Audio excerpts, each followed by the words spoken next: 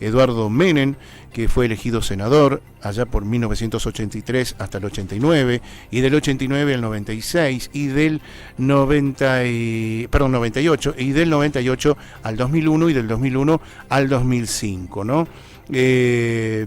Un hombre que fue presidente de la Convención Nacional Constituyente, que retomó la Constitución Argentina en 1994, y de la Comisión de Relaciones Exteriores del Senado, y recibió incluso, por si vos no lo sabías, por si vos no lo conocías, el premio CONEX. Es un diploma al mérito, justamente en 1988. Hace pocos días, nada más, fue presentado un libro, Los 90, la Argentina de Menem. A ver, dicen muchos que muchas cosas que se hicieron en los 90 fueron desvirtuadas, y es verdad. Fueron por quizás razones políticas o la ideología. Y bueno, este libro hace un aporte histórico, y lo dijo el propio Eduardo Menem, con quien estamos en contacto. Doctor Eduardo Menem, ex senador, ¿cómo le va? Sergio Cabrera lo saluda, gracias por atendernos. ¿Cómo le va? ¿Qué tal? Gracias por llamar desde esa hermosa y querida ciudad de Chilecito, ¿no? Que siempre me trae gratos recuerdos. Me imagino. Tantas veces por ahí. Así que bueno, y un abrazo a todos los hermanos chileciteños. Bien, doctor. Hacía justamente esta pequeña introducción porque hoy sí. Las generaciones jóvenes quizás se van olvidando de uno, ¿no? Sí. Se van, bueno, es lógico. El tiempo pasa y las nuevas generaciones no saben, no nos conocen personalmente, no tienen la vivencia de lo que vivimos, ¿no? En los tiempos atrás. Por ejemplo, no tendrán la vivencia de lo que significaba la inflación y la hiperinflación en el año 89, cuando le tocó asumir a Carlos Menem, ¿no? Sí. Porque ahora se habla de enfermedad, se admiran por una inflación del 4% mensual. Cuando asumió Carlos Menem, el mes que asumió la inflación, ese mes había sido del 209%. Esto para que tengan una idea del tema, ¿no? Sí. Bueno, volviendo a la pregunta suya, el libro es una recopilación. Se me ocurrió a mí hace tiempo que teníamos la obligación moral de decirle a la sociedad, de presentar a la sociedad qué habíamos hecho en los 90, ¿no? Sí. Más allá de los discursos que se pronunciaron, más allá de las reseñas, queríamos que se escuche nuestra voz, pero que fuimos colaboradores del presidente Menem, ¿no? Que estuvieron en distintos niveles, en distintas épocas, y formar una masa crítica, ¿no? Con los protagonistas de los 90, digamos, en los distintos ramos de la administración pública. Bueno, de esa idea partió que empecé a hablar a uno y otro, y la verdad que todos respondieron con mucha voluntad, con buenos deseos. Bueno, y así empezamos a armar esta recopilación, que trabajó también el doctor Carlos Corax, y bueno, reunimos 29 artículos escritos por todos colaboradores de Carlos Menem, y bueno, de mucho prestigio. Y bueno, pueden dar una idea. Este es un aporte histórico, porque no creo que haya experiencias de que un libro resuma a 20 años de determinado gobierno, que dé una perspectiva histórica, ¿no? Esto nos va a permitir ver qué es lo que pasó realmente, porque el único compromiso que tienen los que escribieron este libro, los que escribimos este libro, es el compromiso con la verdad, de decir lo que se hizo en cada área, y en los casos que se pueda cuantificar, dar las cifras reales, las cifras exactas, las cifras provenientes de fuentes indiscutibles, no de un INDEC intervenido, sino de un INDEC que funcionaba bien, que era un orgullo para el país, hasta que fue intervenido, fuentes del Ministerio de Economía, y también las opiniones de distinguidos autores, economistas, que se citan en los distintos artículos que yo cito en el artículo mío. Habla de que escribí yo, además de la introducción, es la transición de Alfonsín a Menem, ¿no? Sí. ¿Qué es lo que pasó en el 89? ¿Cómo se hizo el traspaso? ¿Cómo se pudo mantener la democracia? Porque era una situación inédita, que por primera vez en la historia un presidente se iba y un vicepresidente se alejaban del cargo 6 meses antes de terminar el mandato. Bueno, por supuesto que se dio la circunstancia de que ya estaba electo un nuevo presidente. Bueno, se hizo una interpretación constitucional con buena voluntad y con con el deseo de que la transición se hiciera en el marco de la democracia. Felizmente lo pudimos concretar, y así Carlos Menem, en vez de asumir el 10 de diciembre del 89, asumió el 8 de julio del 89, ¿no? En medio de una situación muy grave. Sí, sí. Recordarán, claro, los jóvenes no lo saben, pero en esa época de la hiperinflación, los saqueos a los supermercados, la inseguridad, en fin, para que relatar los males. Pero bueno, todo esto se refleja en las páginas del libro. Y después, ¿cómo se hizo? A partir del 89, ¿cómo se hizo en todas las materias de las distintas áreas para poder poner al país de pie? Y entregar el gobierno en 1999 sin inflación, con el crecimiento del país en los 10 años había crecido el 48% el Producto Bruto Interno, el 31% el Producto Bruto por cápita, es decir, el tercero más alto en la historia del país. Cómo se progresó en materia de industria, de relaciones exteriores, en fin, cómo se insertó Argentina en el mundo, qué se hizo en educación, en tecnología, qué se hizo en acción social. O sea, se abarcan desde cómo se creó el Defensor del Pueblo, la Auditoría General de la Nación. Es decir, se abarcan los más amplios temas, ¿no? Para que la gente sepa, bueno, esto se hizo en el 99, en la década de 90. Bueno, ahora comparemos de hace 20 años, qué pasó después, qué es lo que se hizo, cómo se hizo la contrarreforma que vino después, y bueno, la gente saca las conclusiones. Claro.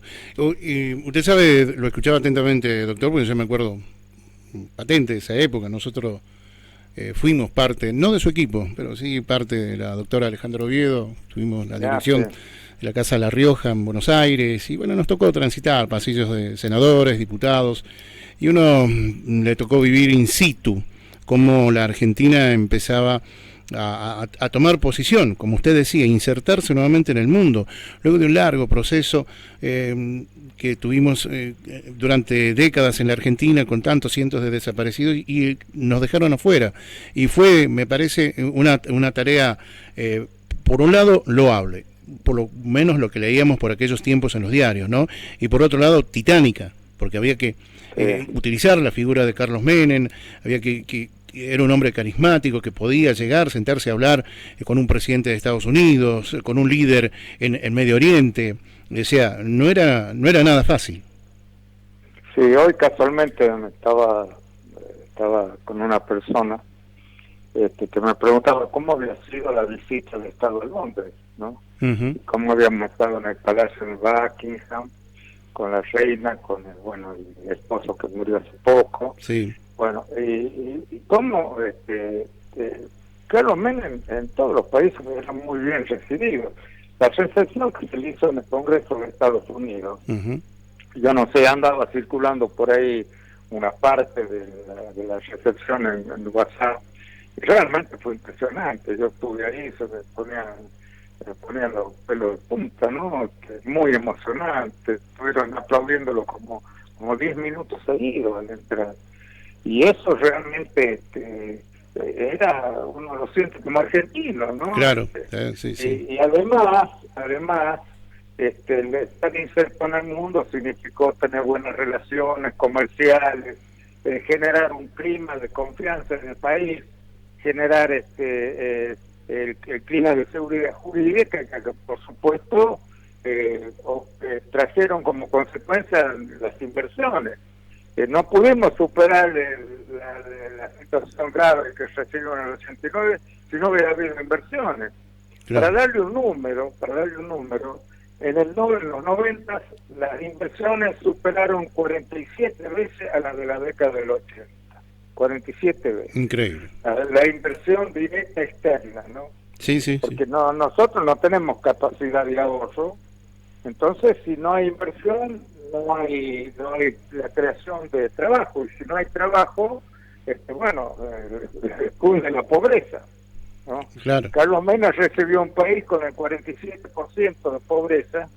Esto no lo va a escuchar usted porque lo ocultan, con 47% de pobreza en el año 89 y lo entregó con el 26,7%, ¿no? O sea que se bajó sustancialmente, pese a que tuvimos mucha crisis, ¿no? En el medio, sí, la crisis sí. de Rusia, del sudeste Te recuerdo. asiático en los últimos tiempos, pero bueno, bajamos sustancialmente uno de los presidentes, creo que fue el presidente que tuvo más bajo índice de pobreza de la población, que por supuesto no es el que uno querría, ojalá fuera pobreza cero, como decía Macri, pero no, se bajó sustancialmente lo que se pudo, ¿no? Y bueno, después ahí se explica cómo se modernizó el país, cómo se crearon, ¿sí? Imagínense, en los 90 volvió al país General Motors, que se había ido a la fábrica de autos de Chevrolet, la General Motors, y también se instaló Toyota. Claro, sí, Se amplió Fiat. O sea que cuando dicen por hecho el país se desindustrializó en los 90, están mintiendo descaradamente. La industria progresó un 30 y pico % y las exportaciones industriales un 119%, ¿no? Y la industria automotriz creció de 100.000 autos que se producían en el 89, llegamos a casi 400.000 autos en 1998.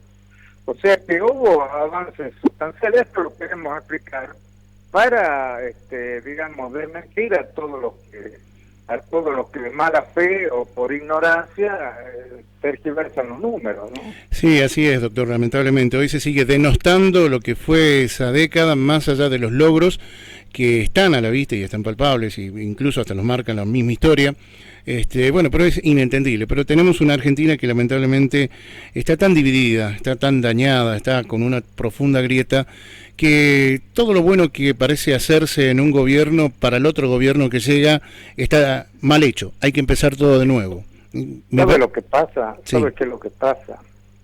Que hay gente que no entiende bien lo que es la política. La política no es el conflicto. La política lo que trata de solucionar los conflictos que existen en una sociedad. Pero si usted ve gobernantes que generan los conflictos, que generan las contradicciones, que atacan al adversario político, que no respetan las ideas ajenas, que tratan no solo de vencer, sino de humillar, ¿no?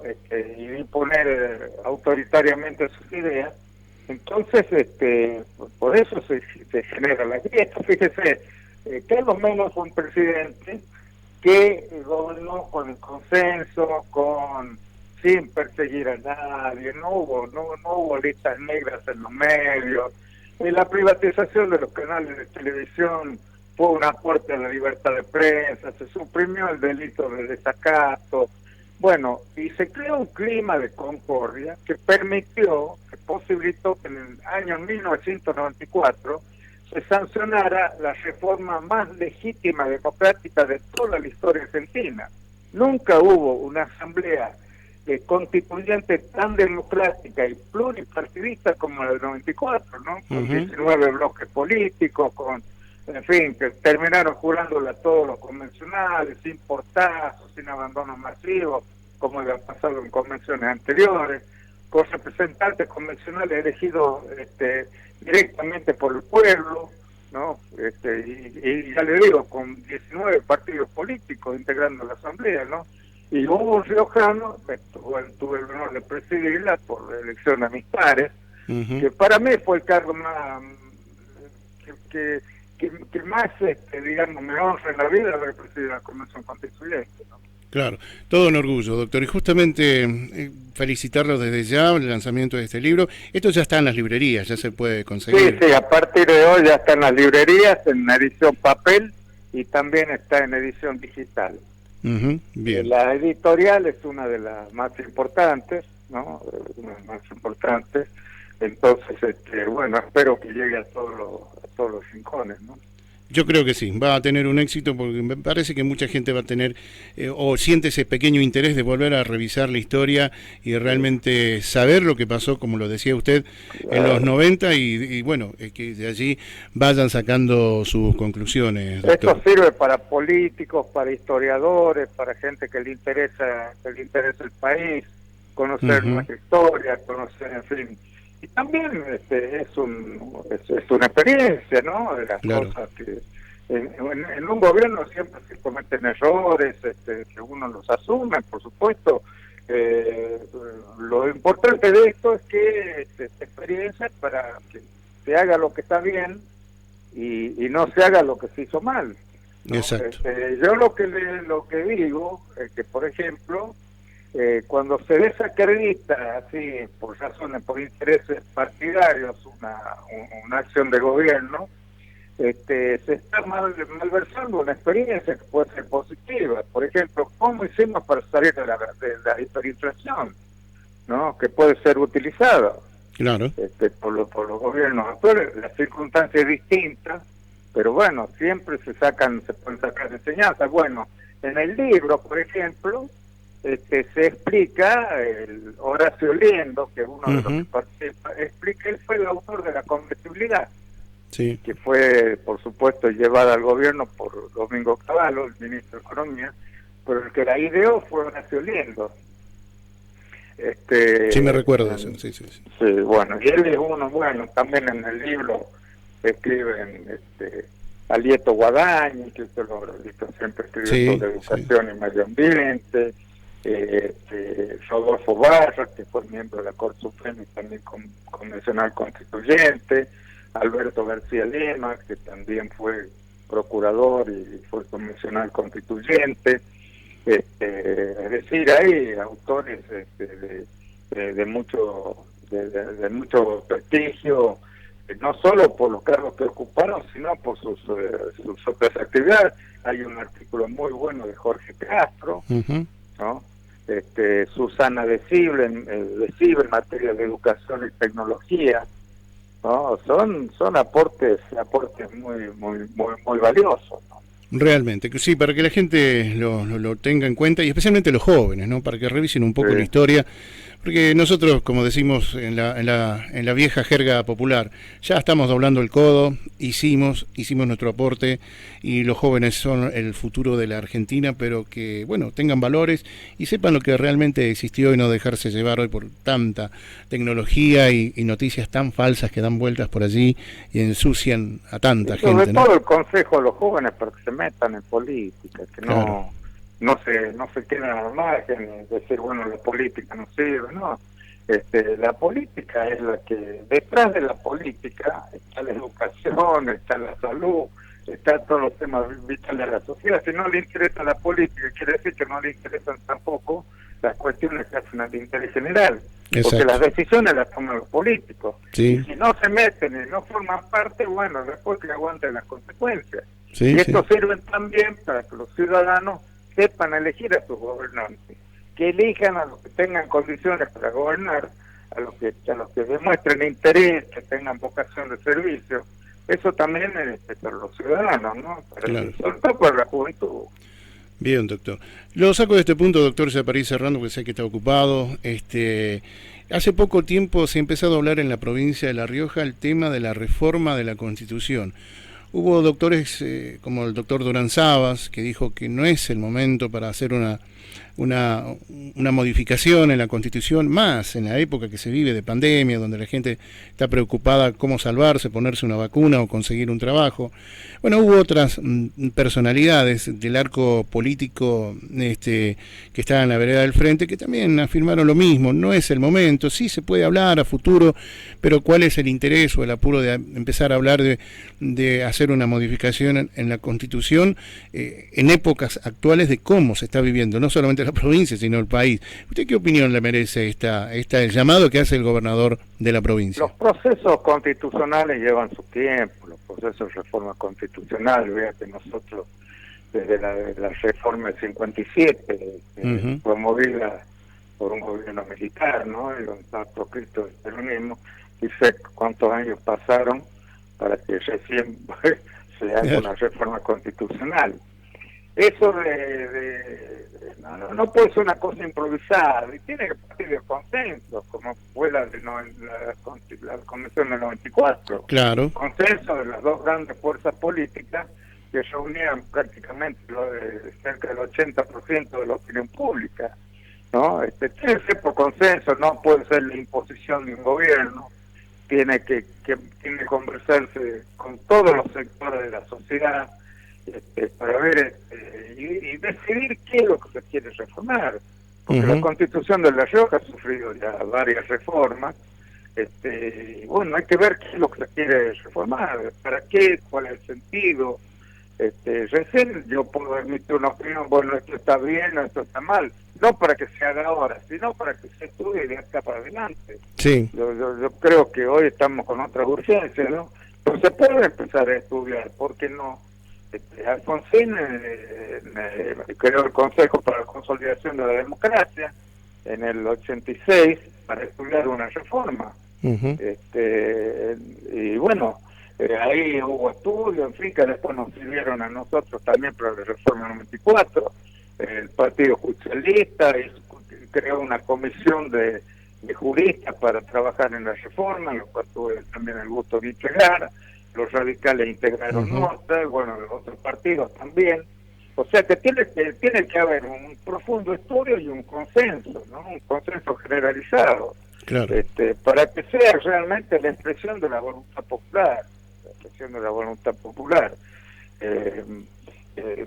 Hay algún tema que ha trascendido, yo no sé qué es lo que quieren reformar, pero sí ha trascendido que les quieren poner duración en el mandato a los jueces. Desde ya les digo que yo no estoy de acuerdo. Bien. Bajo ningún punto de vista. Bien. La inamovilidad de los jueces es garantía de su independencia. O sea, ese es un tema que ha trascendido, que lo harían, no sé si será cierto, pero desde ya, por si acaso, yo digo que no estoy de acuerdo, ¿no? Está bien, doctor. Se le puede poner un límite de edad, como se hizo en el 94, 75 años, se puede poner, no quiere decir que a los 75 años tengan que ir, sino que requieren un nuevo acuerdo para proseguir con el cargo, ¿no? Claro. Pero no estoy de acuerdo con la fijación de mandatos, porque eso atenta contra la independencia de los jueces, ¿no? Claro. Bien, doctor, agradecido por este contacto telefónico. Hemos hablado bastante de su libro, que me parece que va a tener un éxito más que importante. Sabemos de su opinión sobre esto, de la futura modificación de la Constitución provincial. Y bueno, por supuesto, lo último que me queda es su opinión sobre la Corte Suprema, ¿no? Que falló en clase de... El fallo de la Corte Suprema parece un buen fallo.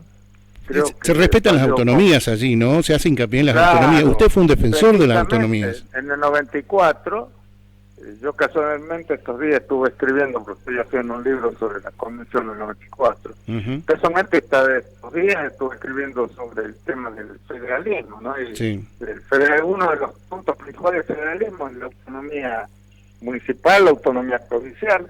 Y bueno, a la ciudad de Buenos Aires se le dio expresamente autonomía, ¿no?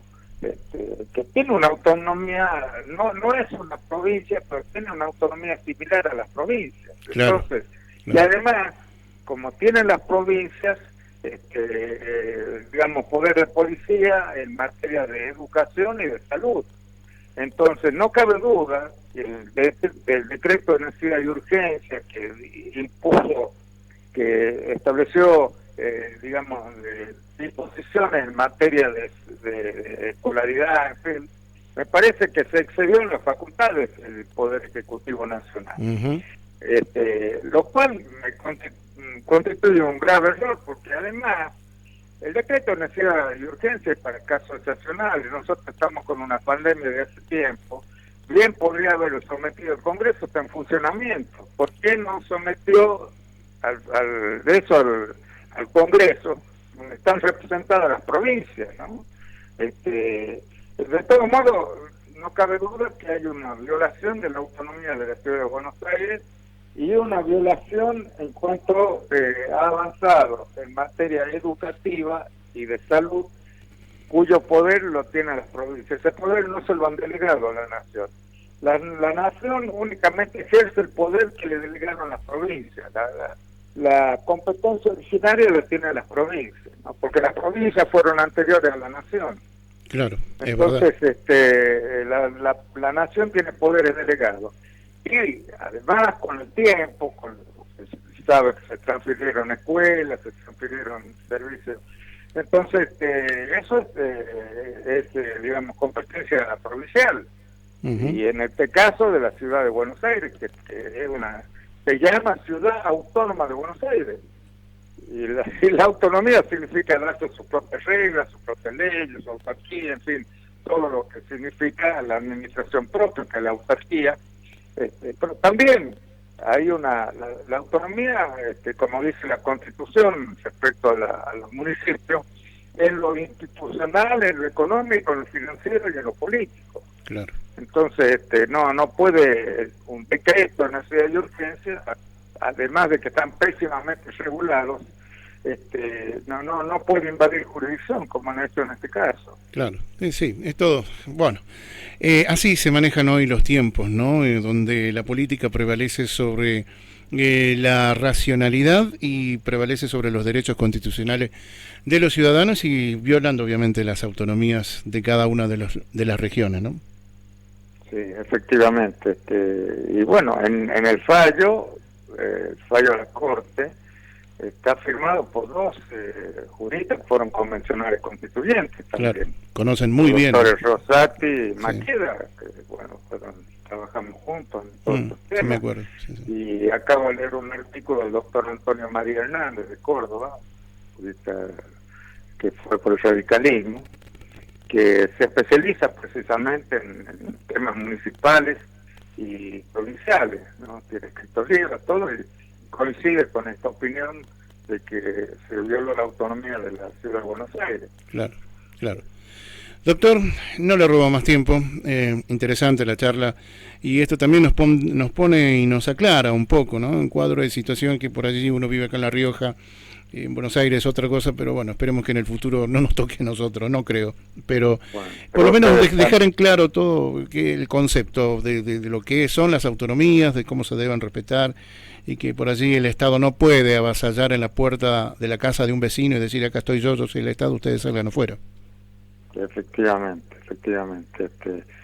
Yo pienso que tenemos que agradecer esto, porque del gobierno nacional salieron a criticar muy duramente el fallo, y yo creo que es un fallo correcto.